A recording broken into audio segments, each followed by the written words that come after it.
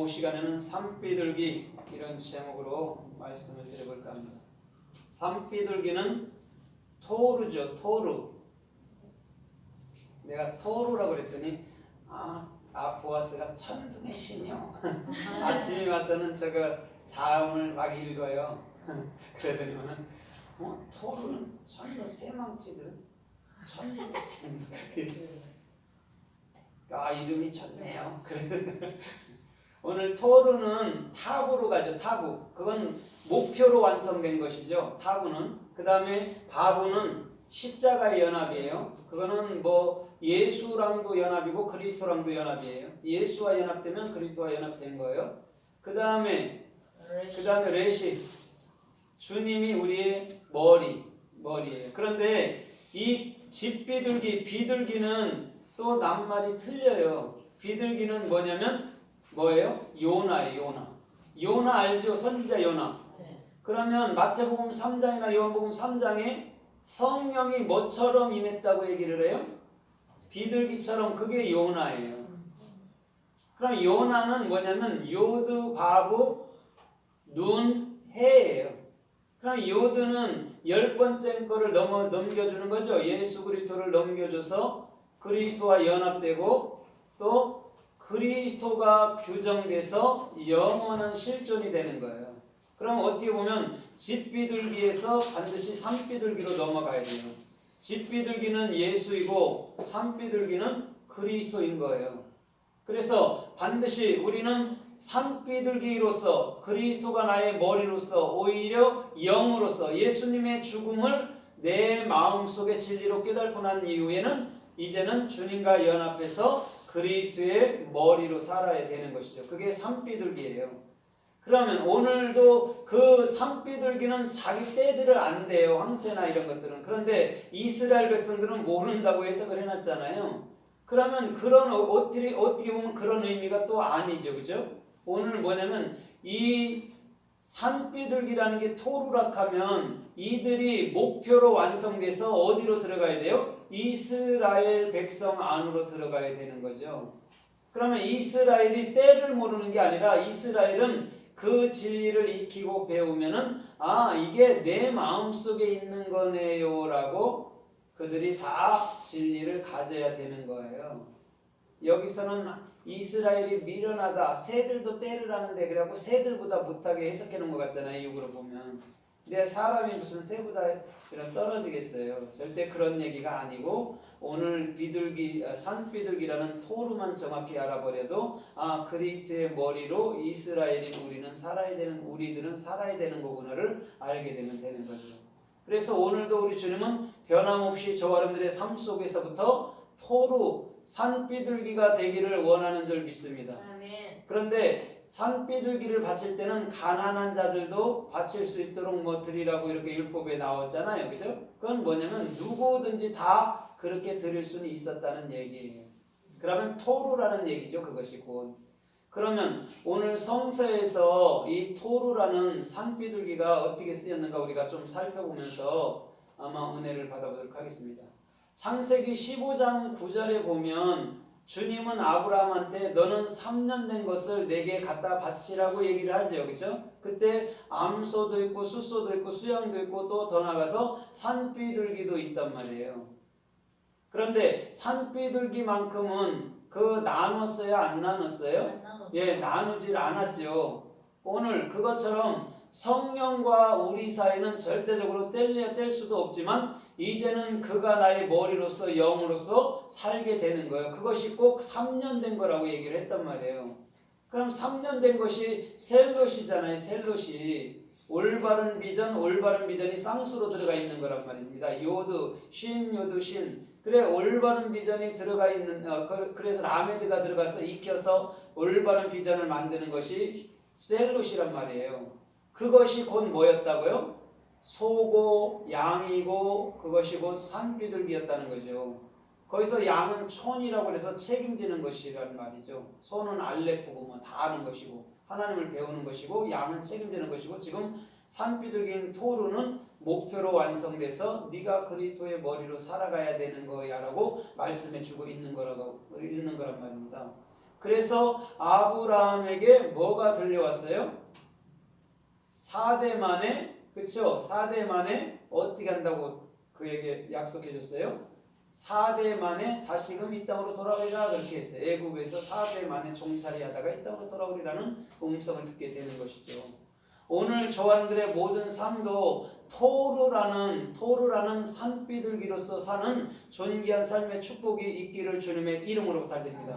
레위기서 그래서 5장 7절에도 보면 너희가 범죄한 범법한 일이 있거든 너는 산비둘기로서 한 마리는 제염물로 드리고 한 마리는 뭘로요? 번제물로 드리라고 얘기했어요. 두 마리인데 산비둘기 두 마리인데 그러면 하나는 죄, 하나는 번제란 말이에요. 죄라는 것은 누구가 끝냈다고 얘기를 해요? 예수께서 끝냈다고 얘기하잖아요. 그 다음에 번제라는 것은 더 이상 존재해야 안 해요. 사체가 맞아. 존재하지 않죠. 태워지는 거니까. 그럼 그것이 영 그리스도란 얘기예요. 그래서 한 마리는 예수시고 한 마리는 그리스도신데 둘 다 어떻게 해요? 주님께 바쳐지는 중심이 돼야 되는 거예요. 그러면 이렇게 보면 돼요. 오늘날 저와 여러분들의 육체도 저와 여러분들의 영도 다 주님께 바쳐진 거예요. 또 주님께로부터 와서 주님께로 가는 거예요. 그러면 우리의 육체가 사라질 때는 더 이상 우리가 이런 썩어짐의 종로로 타는 그런 냄새나는 육체가 아니고 이제는 향기 나는 영으로서 바뀌어지는 모습인 줄 믿습니다. 그게 부활체의 영이기도 하고 신령체라고도 하는 거예요. 근데 많은 사람들은 자꾸 이 몸이 변화된다고 그러는데 아니에요. 이 몸은 다 흙으로 돌아가요. 무로 돌아가 버려요. 이 육이라는 거는. 그 다음에 영이 뭐가 되는 거죠? 향기가 되는 거예요. 우리 왜 그 빨래할 때 샤프를 안 넣으면 향기가 나잖아요. 그것처럼 그거 안 쓰면 냄새가 나죠. 근데 왜 나는 거예요? 옛날에도 빨았으면 물냄새는 안 나요? 옛날에? 오염돼서 그런 거지. 아니면 소독약으로 인해서 그걸 해독하는 과정에서 물냄새가 나는 거겠죠. 옛날에 뭐 시골에서는 그렇게 안 했잖아요. 그냥 물로만 빨아도 박명이질했어. 그런데 향기를 쓰는 것처럼 우리가 꼭 그와 같다는 거예요. 영은 향기라는 것이죠. 그래서 절대적으로 거기에는 흠이 없는 줄 믿습니다. 그래서 레위기서 12장 6절에도 보면 너희 아들 딸들은 이렇게 말하면서 어린 양이나 산비둘기나 갖다 바치는데 거기도 똑같이 번제로 드리고 또 똑같이 죄업물로 드리라고 해요. 똑같이 아들 딸들, 이번에는 아들 딸들이라고 얘기를 했습니다. 아까는 범법한 자들이라고 얘기했고, 그러면 우리들에게 필요한 것이 뭐라는 얘기예요? 양이라는 얘기죠. 양. 우리를 책임지는, 아니면 우리의 올바른 비전인 쇠인 양. 그 다음에 또 우리에게 영원한 목표가 되는 토르, 산비둘기가 우리는 돼야 된다는 거예요. 내 마음의 올바른 비전. 양이라는 낱말도 두 가지, 세 가지로 막 썼거든요. 촌이라고 쓸 때가 있고, 요한계시록의 어린 양은 다 새. 그럼 쉰이란 말이죠. 쉰으로 실존이 되는 것을 말씀하고 있단 말이에요.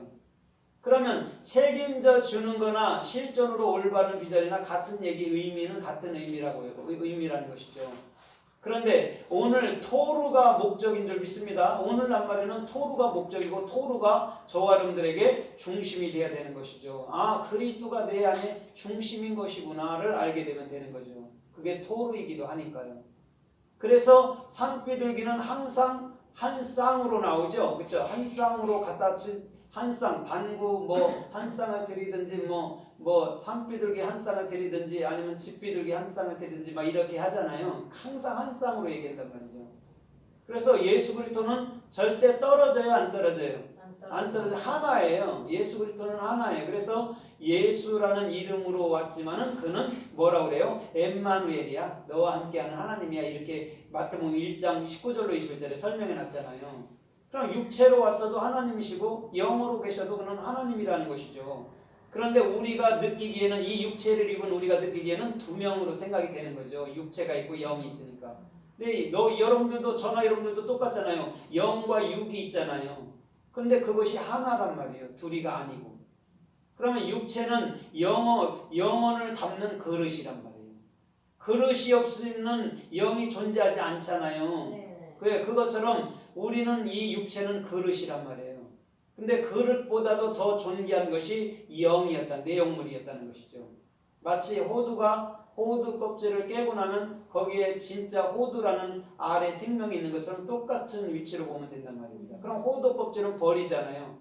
그걸 뭐 귀엽다고 끌어안고 있는 사람은 없잖아요. 알만 먹지. 똑같은 이치죠. 우리의 육체는 반드시 십자가에서 깨지지만 그 안에 영이라는 것은 육체가 깨질 때 그 영이 흘러나올 때 그것은 영원히 흠이 없는 아름다운 향기가 되는 줄 믿습니다. 아멘. 그래서 고린도후서 2장 15절에 너희는 그리스도의 향기라고 말한 거죠. 다른 것이 아니고.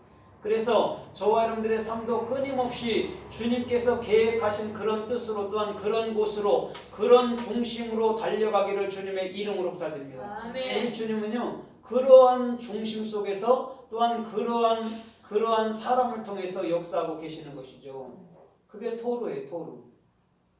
그런데 예수님은 그 마태복음 3장 아까 잠시 얘기했지만 3장에서 비둘기라는 요나로 온 거예요. 요나는 어디서 시작되냐면 창세기 3장의 나하시로부터 시작돼요. 나하시를 예수라고 설명했잖아요. 그리스도이기도 한데 예수의 역점을 두는 거예요. 그래서 그 성령이 비둘기같이 예수 위에 임했다는 것 자체가 그 자신 자체를 말하는 거란 말이에요. 나하시니까, 눈이니까. 그런데